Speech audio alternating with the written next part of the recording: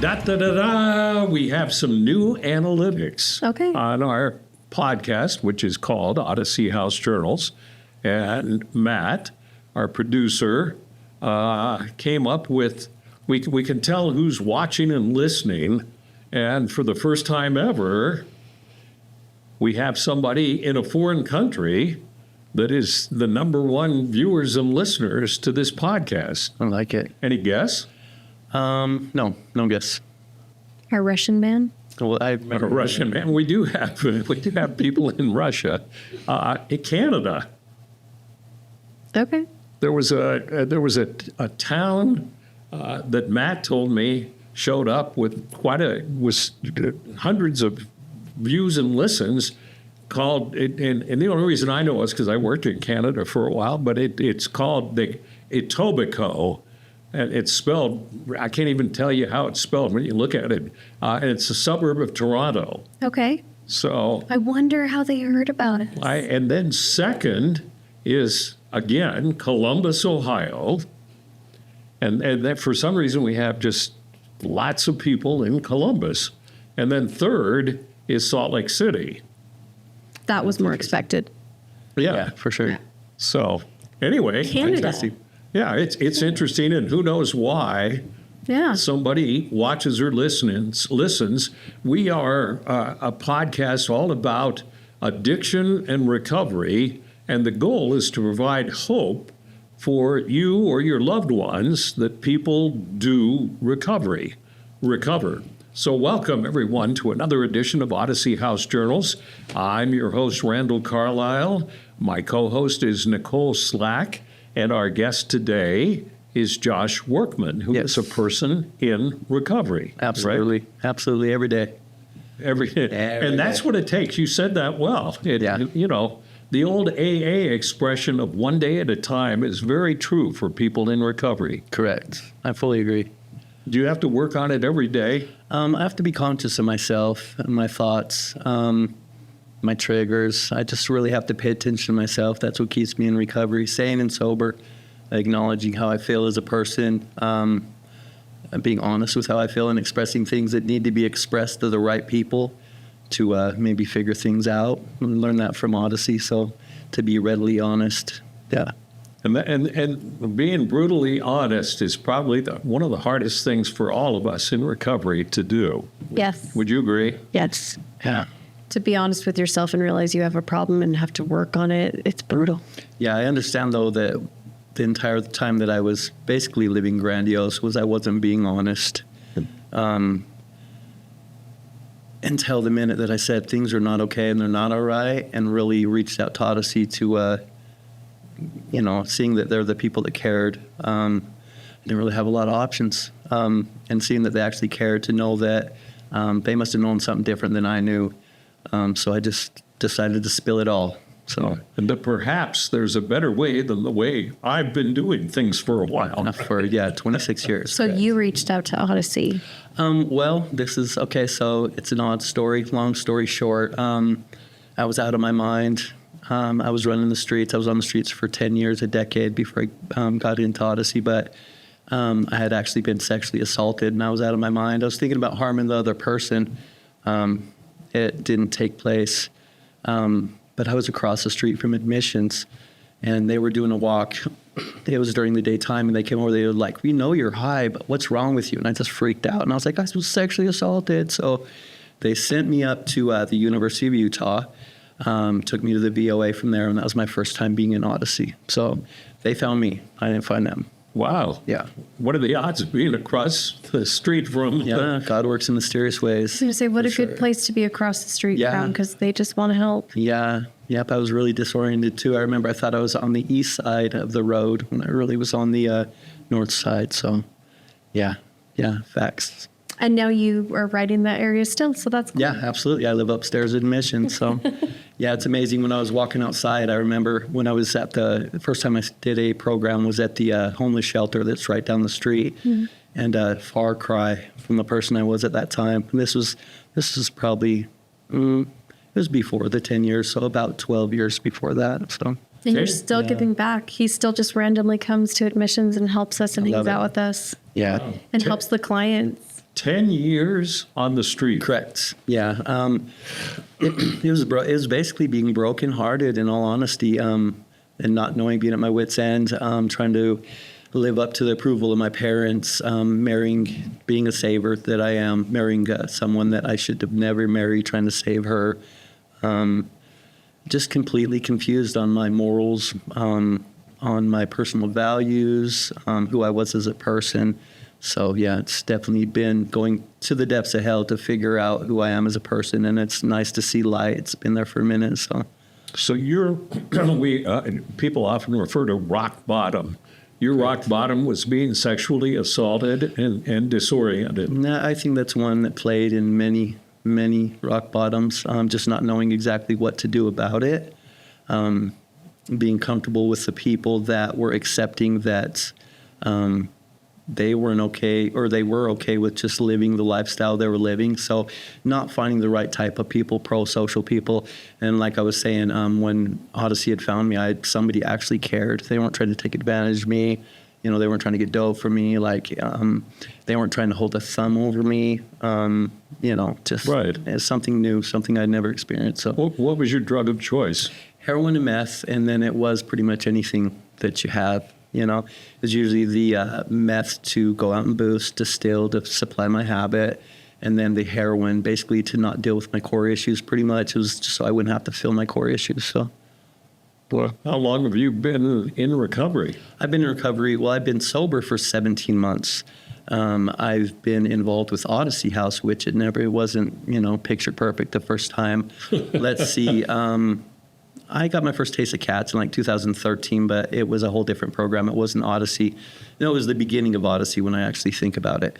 Tamara had taken that over. But let's see. In all honesty, about 2018 was when I started getting into recovery, Odyssey House. Yeah, absolutely. And I always like to hear from people, and it's true of me, and I hope it's true of you, Nicole. I'm sure it is, that it seemed okay, or sort of okay, while you were going through getting high every day. But in recovery, especially long-term recovery, happiness just seems to be more in abundance than it was when you were high all the time. Absolutely, I fully agree. Like what you would call real happiness, Not just that rush of a first drink or whatever. Yeah. I don't think I was really happy. I was happy watching my daughter play sports and watching my son grow, but never within me. And now I can say I find happiness in me. Yeah, I had the weirdest experience, and I thought it was so strange at the time. But when I went through an IOP program up at uni, and I was in a private session with my therapist, it was in the fall, and she had a window outside of her office up at uni, and of course that's perched high up on the hill, and it's a pretty place. But there were trees outside, and I said to her, "Wow, look at the red colors of the leaves," and she got all excited, and I thought, and she said, in the old days when you were drinking all the time, you wouldn't have noticed the color of the leaves.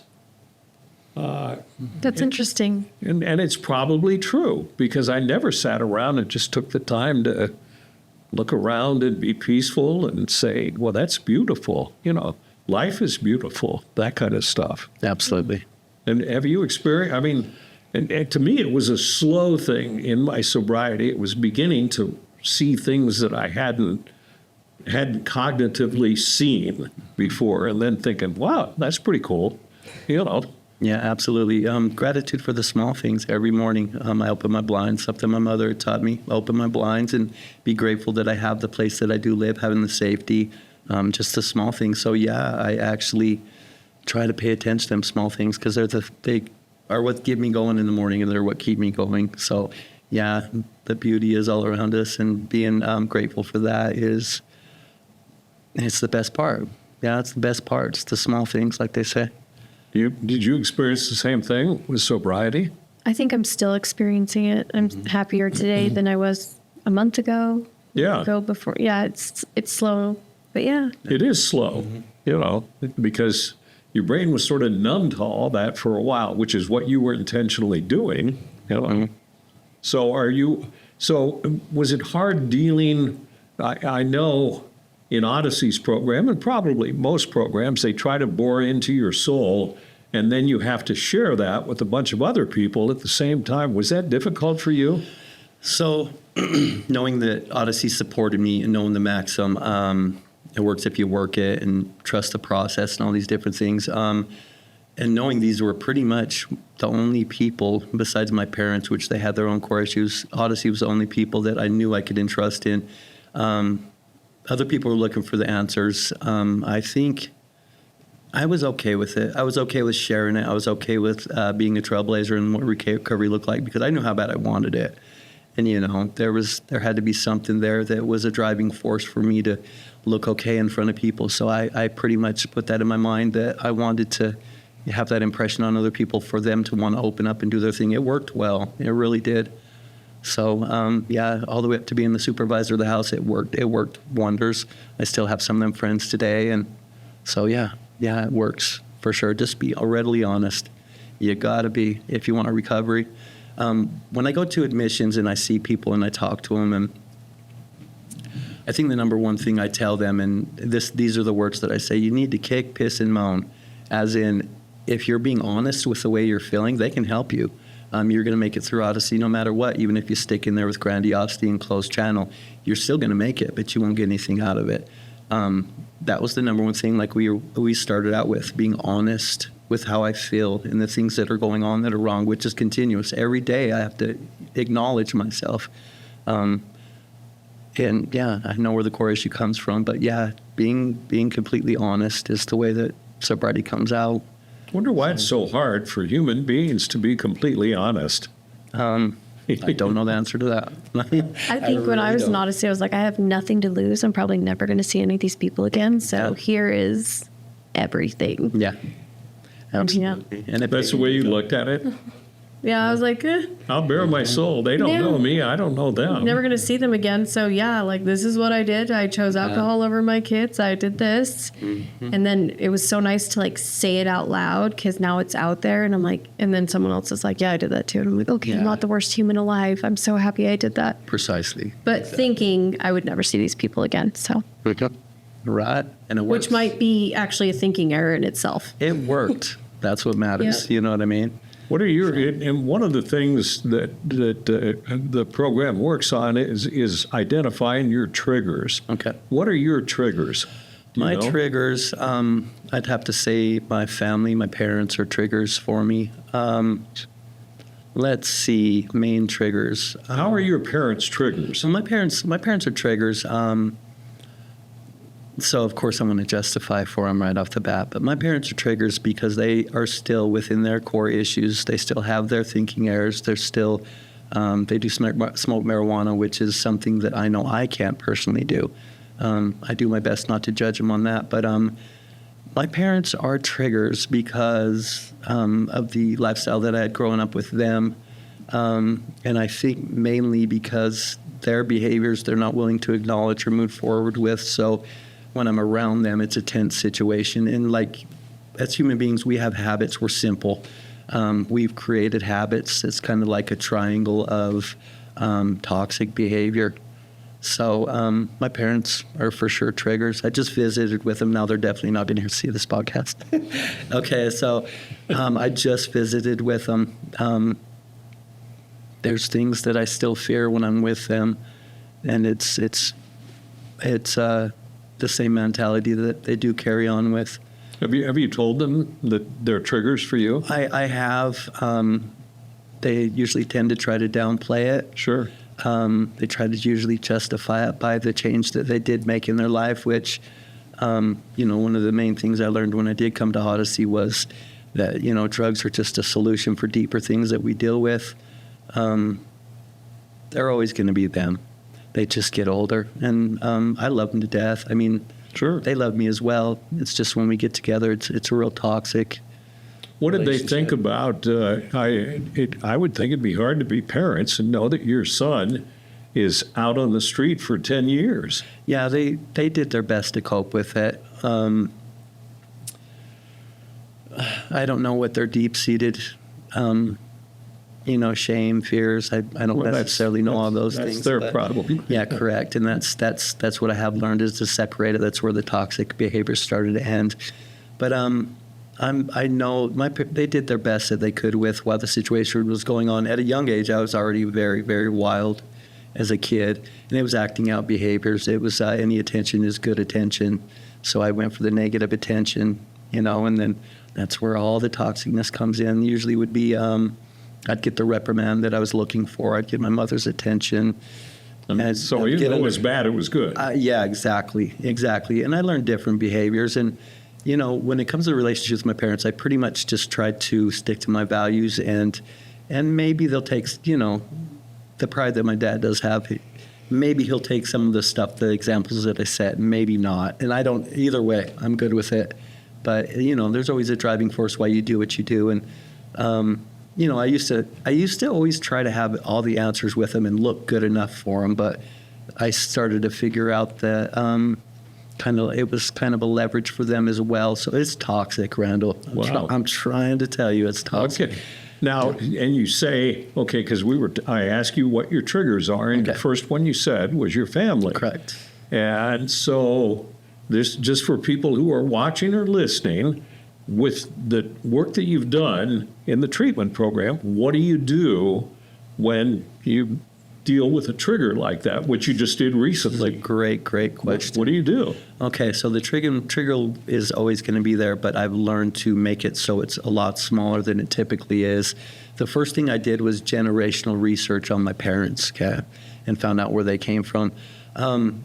My father, they provided me with a home, and I always had a home, always had food, but it was behavioral and emotional abuse is what had taken place. But when I did the generational research and found out about my father, his father committed suicide in the attic, and he did the best he could. He used to have to go out and steal to take care of 6 kids, and he was the second oldest of 6 kids with his mother. He did the best he could for me. So the empathy came from that situation. And then understanding why my mother had chosen my father to be married. And it just basically brought it to where I see them as human beings, Mike and Debbie, Okay. And so that's what it opened up with that. I think... So what do you do, though? Because if that's a trigger, and we identify a trigger as something that makes us want to use again, so what do you do to not use again? To not use...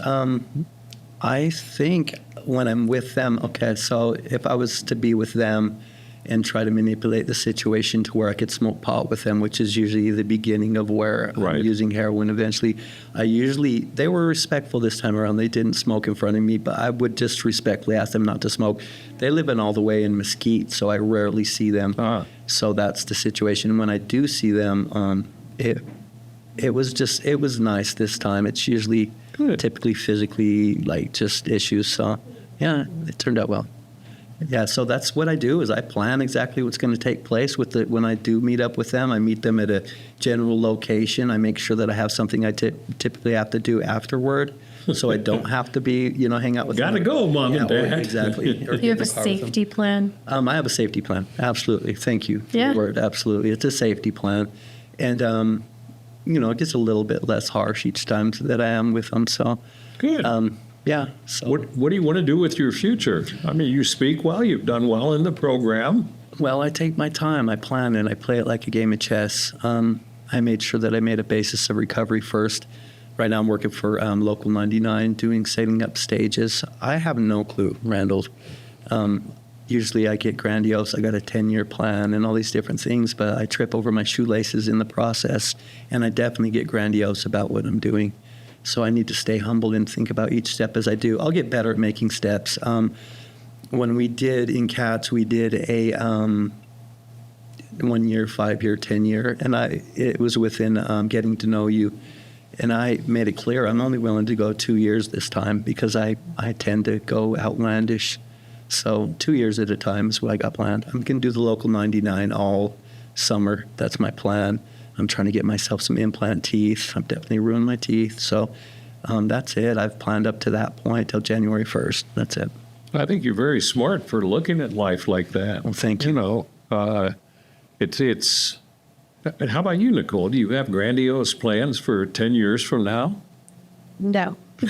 See, I don't either. I mean, of course, I'm older, so, but I think it's important to just take every day and do the best you can with it. Absolutely. And you know you're gonna have a death in the family. You're gonna have something tragic happen, and it's how you deal with it. You know, and you can't plan for those things. You can't. You have to have the right. This is where pro-social comes in. You have to have the right people that you can lean on, because those things will happen. And I was always so aggressive, and I think that's why I say it's wise that you're not planning for 5 or 10 years. Yeah. I mean, I was so aggressive. This is what I wanted, where I wanted to be, and this is how much money I was going to be making, and that kind of stuff. And then if you don't and you fall short, it's like, am I a failure? Because you're only a failure to yourself. Correct. There, you know. Yeah. Mm-hmm. My therapist used to be like, when you look down the street, what do you see? Like, that's your future. And I'm like, can we just stop at the stop sign? Yeah. Yes. I can plan to the stop sign. Mm-hmm.